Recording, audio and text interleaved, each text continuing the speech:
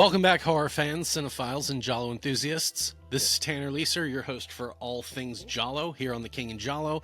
This is another unscripted talking head movie review, this time for the 1972 Giallo film, the fifth Giallo film from Umberto Lenzi, and the fourth and final Umberto Lenzi-Carroll Baker collaboration. All right, let me get this out of the way. First off, I am re-recording this. I recorded this last night, and something was wrong with the audio. But anyways, I did rewatch the movie, but it's not as fresh in my head as when I had originally recorded this. But this is the Lenzi Baker box set that I have this movie from, and I have seen this movie now twice. The first time I watched it was when I got back into Giallo films before I started the channel, and I was going through the catalog that was on Shudder, all the movies that were available that I hadn't previously seen, and among them were the Forgotten Gialli from Vinegar Syndrome, as well as the Lenzi Baker box set and some other ones. But that was my first time a few years ago watching an Umberto Lenzi Giallo, as well as any of those. So initially I remembered thinking I really liked Orgasmo, and I really liked A Quiet Place to Kill, and I liked So Sweet, So Perverse fine. Knife of Ice, though, I remembered being my least favorite, and so I'm glad that I was able to rewatch these. I mean, in the course of doing the channel, kind of starting from the beginning and moving forward, it was nice revisiting these movies, and so I was eager to get to Knife of Ice because a lot of people were saying that that was their favorite, and I was telling them, yeah, that was the one I remember just not really liking. So it was good to revisit it. The plot is a mute woman finds herself at the center of a series of murders in the mountains of Spain, which police suspect are being committed by a drug-addled Satanist.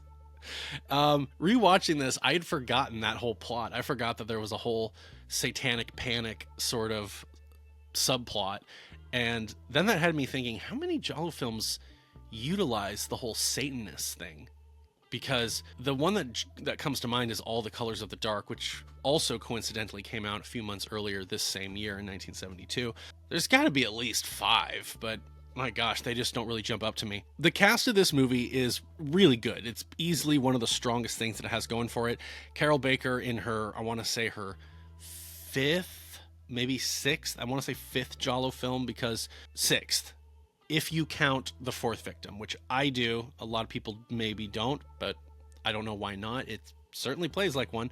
And then she was also in the seven Faces of the Devil. The Devil Has 7 Faces, which I think was easily one of the worst Giallo films I've ever seen.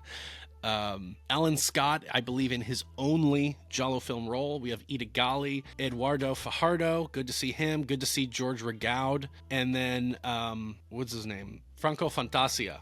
Yeah. He was Mr. Porter in Murder Mansion, which again is like came out a month before this movie, maybe like less than that, maybe a few weeks before this movie. Also, George Rigaud was in that movie. So yeah, the cast is good. In terms of Carroll Baker's performance, this is where I have mixed thoughts, because it's interesting to see her do something different and expand her range a little bit and play a differently abled protagonist. Usually Giallo films will do blind, but this is a mute person.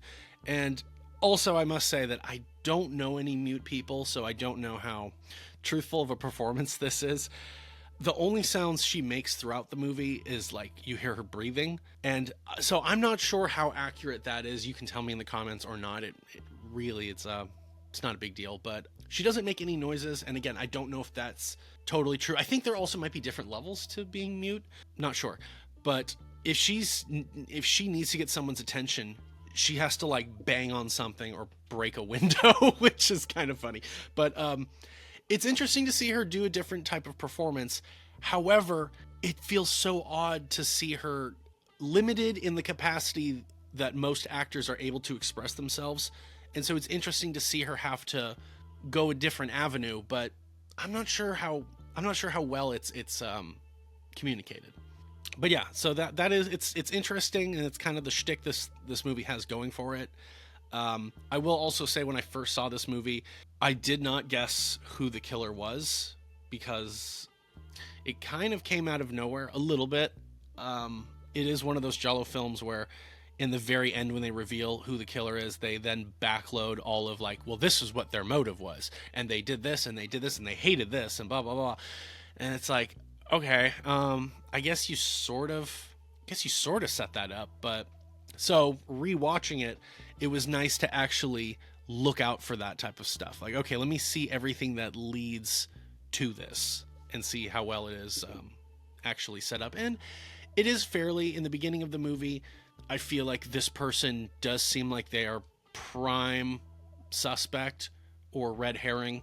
If you've seen enough of these movies, you'd probably think, okay, the movie wants me to think it's them, so it's probably not them. But then they actually throw a lot of red herrings at you. They throw the whole, and I'm not saying that these people aren't it. I won't spoil this until I do my jolly tally thoughts on the movie after going through the whole movie. But there's a Satanist, which, you know what? I guess half the time, I don't know. In a Giallo, a Satanist is either a red herring or it's like, no, it's definitely them. It just feels weird because it's like the police think it's them type of deal. So you have to immediately be a little weary of, okay, am I going to fall for this, or is it turn out that it really is them and we just need everyone to get on board and to figure out what it is. There's a lot of characters up at the house that could certainly have motive. There's some characters that are made to be a little odd or creepy, and like I said, so there's no shortage of red herrings. And by the time you do get to the end, it could be obvious for you, or it could be like, whoa, okay, I didn't see that one coming. What else can I say about this movie? There's, I believe, no nudity. There's not that many kills, and a lot of the kills are just kind of discovering the body, which I don't know why. I don't know why this movie is like this. In terms of like the direction, it's certainly got that Umberto Lenzi style, but it's way more reined in, and I think he started reining himself in. Like, Orgasmo's the most over the top, but still finds a way to all be in service of the character and the story. So he walks that fine line. So sweet, so perverse. It's still pretty in your face, but he kind of dials it back a little bit. Quiet Place to Kill, he dials it back even more. Seven Blood-Stained Orchids, it's dialed back even more. And then you get to Knife of Ice, and it's still present, but just dialed back. You get a lot of crash zooms on eyes. You get a lot of flashbacks with that kind of like echoey sound when people are speaking in a flashback. Yeah, like I said, it's certainly Lenzi. It's just he tried reining himself in, and perhaps too much. Also, like I said, the violence, the violence in the kills is like next to nothing, if I can recall, which is so odd because in Seven Blood-Stained Orchids earlier this year, you had someone getting killed with like a drill. There is animal violence. There is animal violence. So if that is something that you are sensitive to, probably skip this one or just skip the intro. The intro has footage of a real bullfight where you're watching a bull get speared multiple times and stabbed ceremoniously with a sword and then dragged off by horses. And then there is a part like 20 minutes in where Carol Baker sees a dead cat in the front lawn. And I did go back to see, I'm like, is this a real animal or is this a dummy? It's a real cat, and the cat is alive. You can actually see it breathing. So I think they put all this like gore makeup on it and just like left it out and tried to get it to like lay down, and it's just kind of snapping, and they got the shot they needed. So it's not real. Maybe it is. Honestly, maybe it is. It would not surprise me with Italian filmmakers in the 70s to actually do that to a cat, but I don't think it's real. Beyond that, I think this movie is kind of slow. I think it's a little boring. It does move along. It doesn't really seem like there's much wasted scenes. Like, there's stuff that's just there for filler. It's also not that long. It's really only about an hour and a half. It opens with a quote, and I don't know why some Giallo films do this, because they either have to open on a quote by Edgar Allan Poe, or they have to open on a quote by Sigmund Freud, or like Nietzsche or something. And sometimes it's like, oh, okay, I see, that's where you get the title. In like this case, this is where you get the title, but it feels very pretentious. It feels very pretentious because this movie is not scary. There are some moments which, if they were maybe executed a little better, could be scary. There is a moment where Carol Baker is hiding in the house, and there's this like Donald Duck, like wind-up toy that like moves around on it's got like little wheels on the bottom of it, and it like will move around. and there's a part where she's hiding, and the toy kind of goes off and it's running around, and then it gets kicked down the stairs, and then it starts like running over to the door that she's hiding behind, and it's like, ooh, that's good. But it just isn't. It's not like Fifth Chord where there's that scene in the end that's actually kind of terrifying. I don't know. Yeah, so check this movie out if you haven't seen it. It's not bad. It's good to knock out the Lindsay Baker collection. Like I said, a lot of people actually prefer this as their favorite. I don't. I think it's the weakest in the whole, what would you call it, a quadrilogy? But anyways, yeah, that's just me. I'm eager to get into it, to do the Jolly Tally.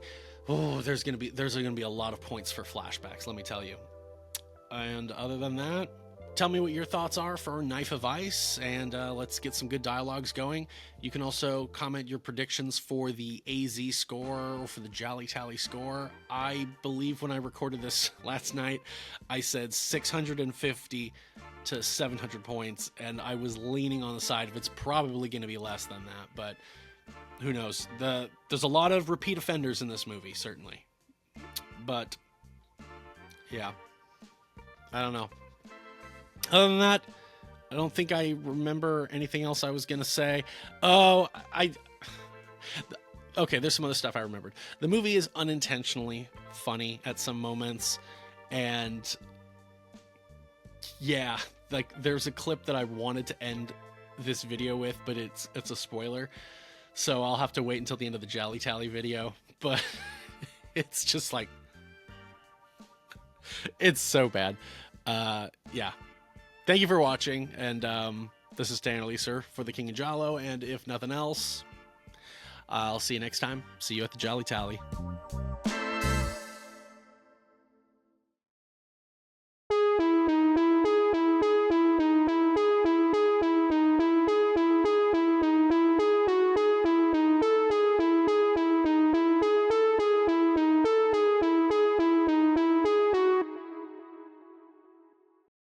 That's all right then. I'll forgive you, but don't do it again.